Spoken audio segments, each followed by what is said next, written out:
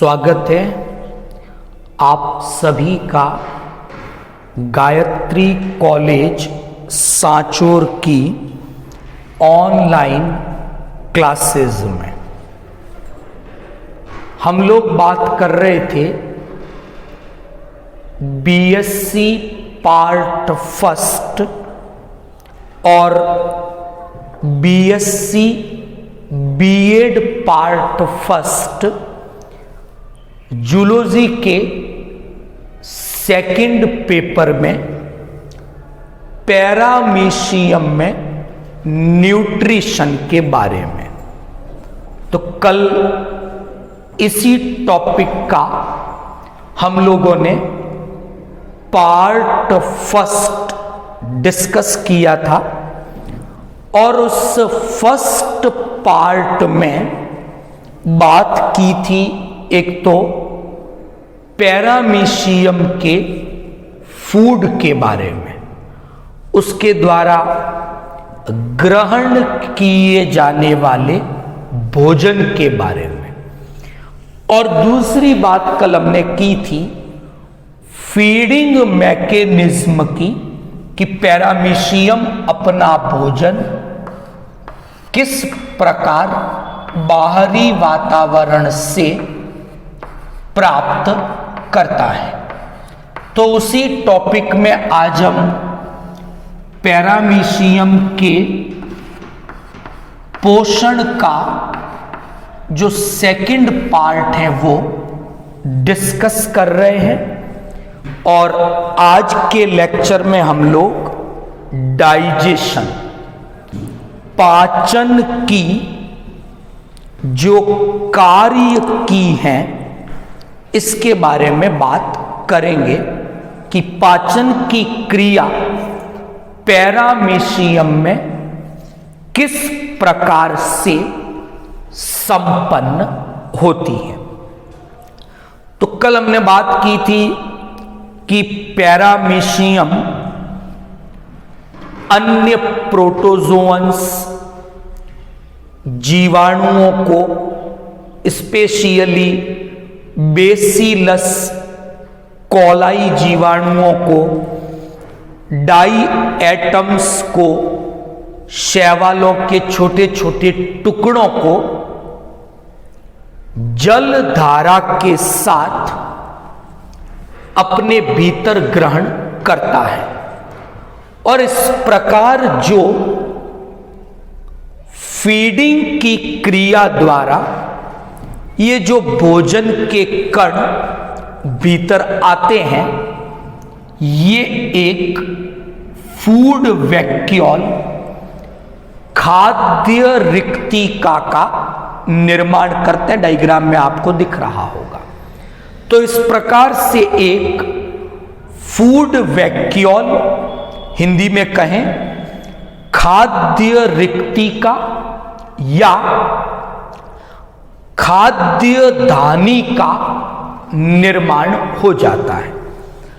अब जो भी पाचन होना है वो पाचन इसी खाद्य धानी में होगा और कुछ पाचक एंजाइमों की सहायता से ये क्रिया संपन्न होगी।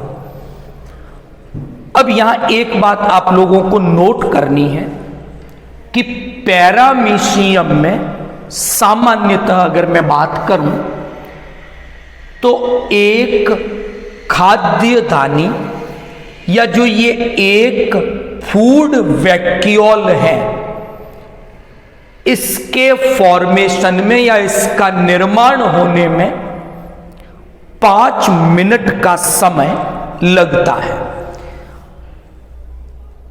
अगर भोजन की उपलब्धता पर्याप्त है तो 5 मिनट से कम समय में भी ये खाद्य धानी या खाद्य रिक्तिका बन सकती है। अगर भोजन की उपलब्धता कम है, कमी है भोजन की, तो खाद्य दानी या रिक्तिका के निर्माण में 5 मिनट से अधिक समय भी लग सकता है। तो ये तो बात हुई खाद्य रिक्तिका की, और जो भी पाचन होना है वो इसी खाद्य रिक्तिका में, खाद्य दानी में होगा।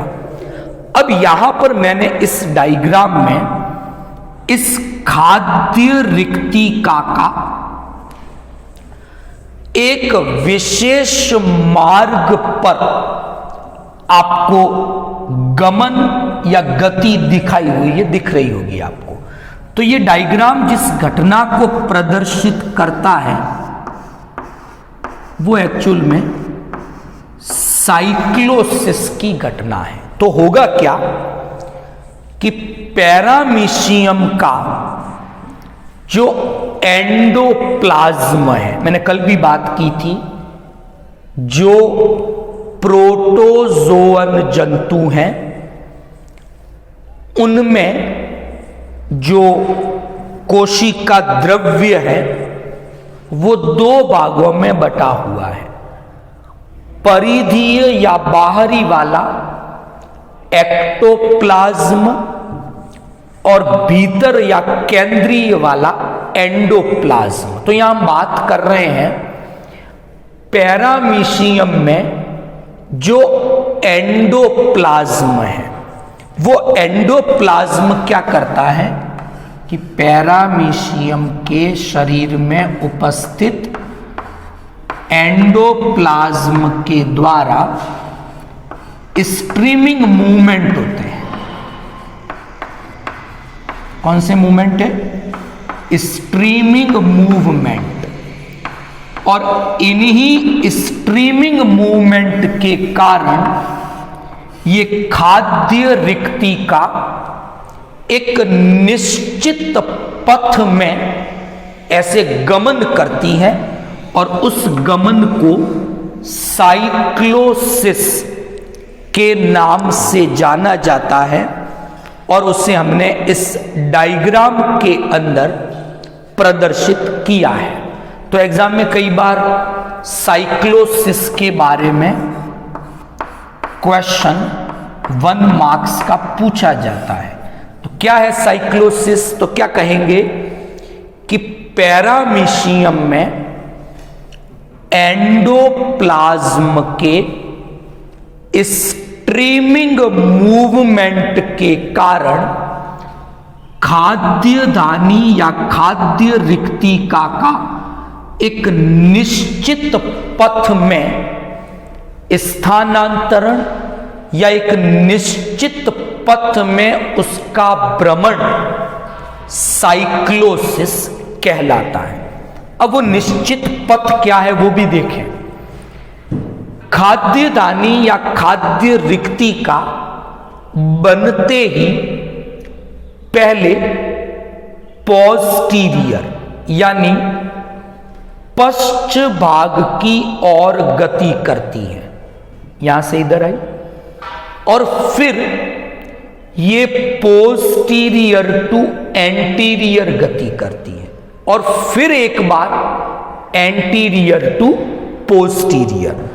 तो साइक्लोसिस खाद्य रिक्तिका का या खाद्य दानी का एक निश्चित पथ में गमन है, और वो निश्चित पथ क्या है कि पहले खाद्य दानी या खाद्य रिक्तिका पैरामीशियम के शरीर के पश्च सिरे की ओर गति करती है, और फिर पश्च से अग्र सिरे की ओर गति करेगी, और फिर एक बार अग्र से पश्च सिरे की ओर गति करती है, और इस गति को हमने नाम दिया साइक्लोसिस। चित्र के द्वारा इसे आसानी से समझा जा सकता है।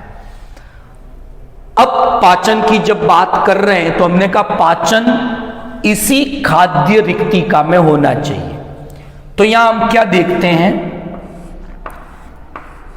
कि पैरामीशियम में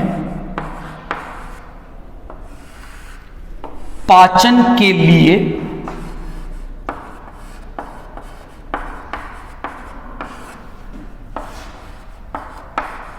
तीन प्रकार के पाचक एंजाइम मौजूद हैं। यानी यहां पर प्रोटीन के पाचन से संबंधित पाचक एंजाइम भी मौजूद हैं, वसा के पाचन से संबंधित पाचक एंजाइम भी मौजूद हैं और कार्बोहाइड्रेट के पाचन से संबंधित पाचक एंजाइम भी मौजूद है। तो खाद्य रिक्तिका में हम देखेंगे प्रोटीएज, लाइपेजेज और कार्बोहाइड्रेजेज। तो इन तीनों प्रकार के कार्बनिक पदार्थों के लिए यहां पर आपके पाचक एंजाइम मौजूद है। और ये जो पाचक एंजाइम है, इन्हें लाइसोसोम के द्वारा इस खाद्य रिक्तिका में मुक्त किया गया है। तो खाद्य रिक्तिका साइक्लोसिस की क्रिया द्वारा जब एक निश्चित पथ पर भ्रमण करेगी तो इन एंजाइमों की सहायता से खाद्य रिक्तिका के भीतर ये जो भी खाद्य पदार्थ हैं, इनका लगातार पाचन होता जाएगा। तो पाचन रासायनिक प्रकार का है, क्योंकि पाचन की क्रिया में ये पाचक एंजाइम सम्मिलित होते हैं। पैरामीशियम में जो पाचन की क्रिया है वो अंतःकोशिकीय है। संपूर्ण पाचन कोशिका के भीतर और उस खाद्य रिक्तिका में हो रहा है।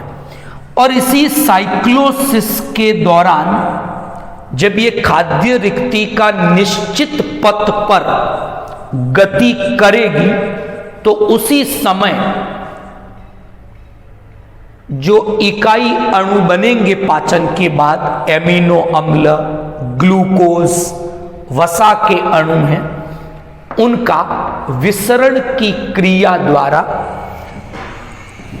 ये सभी अणु विसरण द्वारा इस खाद्य रिक्तिका से बाहर पैरामीशियम के कोशिका द्रव्य में स्थानांतरित होते रहेंगे।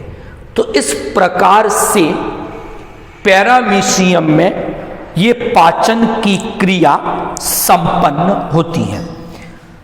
जब पाचन व अवशोषण पूर्ण हो जाता है तो अब इस खाद्य रिक्तिका में केवल अपचित, अनअवशोषित, अनुपयोगी पदार्थ बचे रहते हैं।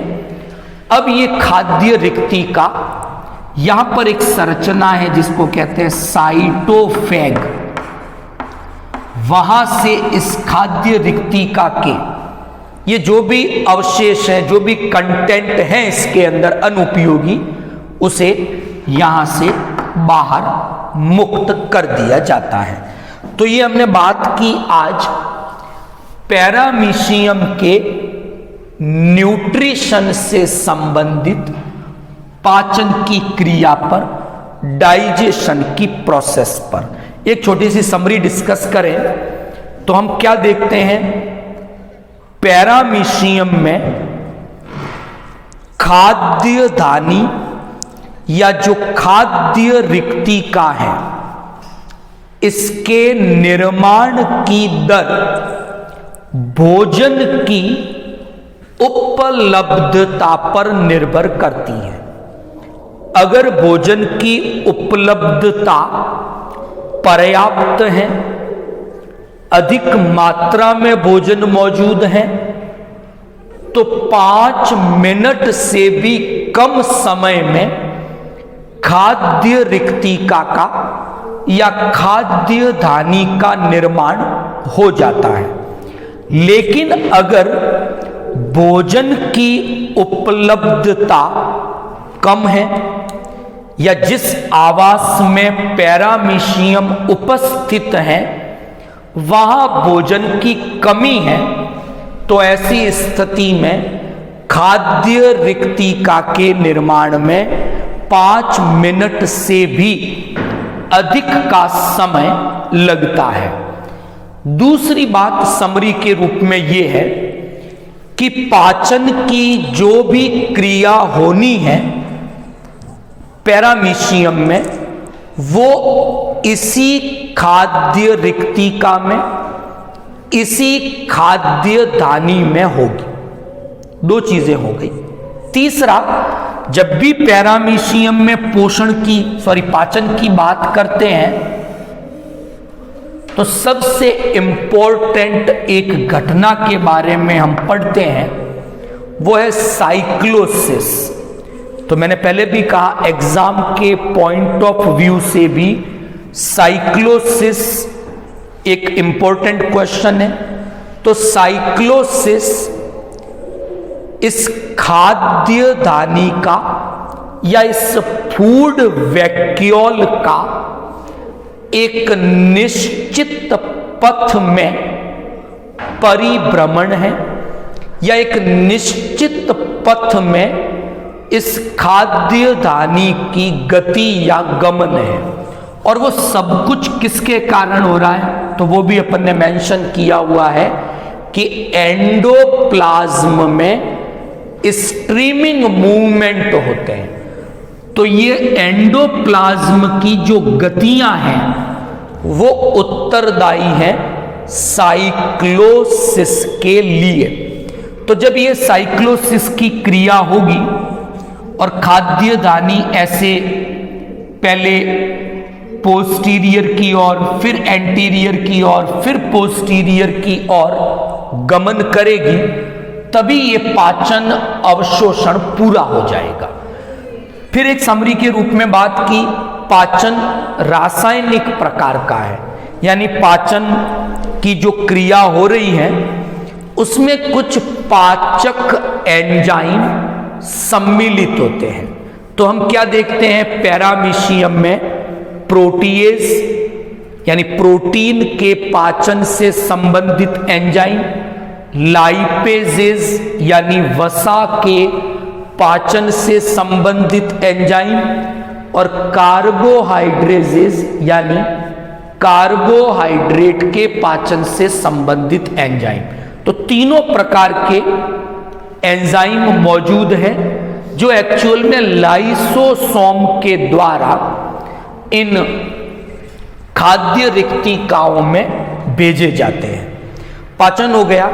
यह एक चीज और याद रखनी है, पाचन की क्रिया पहले अम्लीय माध्यम में, यानी जब ये इधर से इधर जाएगा तो पाचन का माध्यम अम्लीय होगा, एसिडिक होगा, और जब ये इधर से इधर जाएगा यानी पश्च से अग्र की ओर तो पाचन का माध्यम क्षारीय एल्कालाइन होगा।